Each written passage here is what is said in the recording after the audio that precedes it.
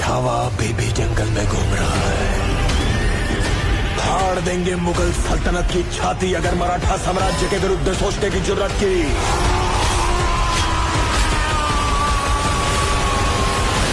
हम शोर नहीं करते, सीधा शिकार करते हैं।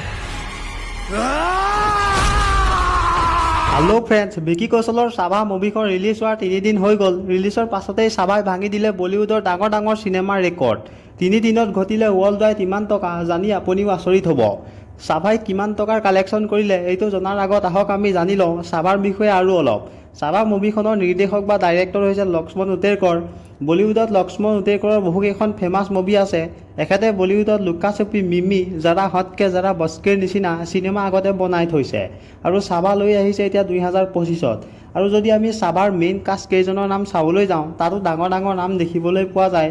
মুভিখনৰ মেইন ৰোলত এক্টৰ ভিকি কৌশল আছে ছত্ৰপতি সম্ভাজী মহাৰাজৰ ৰোলত, আৰু তেখেতৰ পত্নী য়েশুবাইৰ ৰোলত আছে ৰাশ্মিকা মান্দানা, আৰু ঔৰংজেবৰ ৰোলত আছে অক্ষয় খান্না। চাবলৈ গ'লে মুভিখনত এটা বহুত ভাল কম্বিনেশ্যন দেখা পোৱা গৈছে।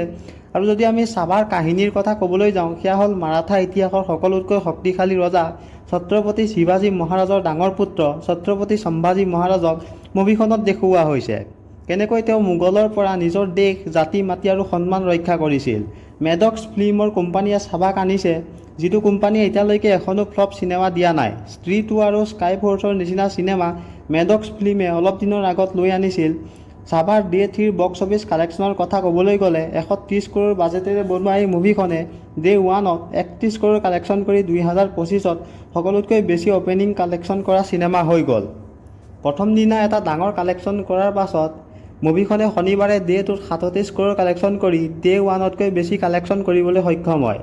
দেওবাৰে স্কুল, কলেজ, অফিচকে ধৰি সকলোবোৰ বন্ধ থকাৰ বাবে সাবাই ডে 3ত 48 কৰোৰ কালেকশ্যন কৰিছে বুলি ৰিপৰ্ট আহি পৰিছে।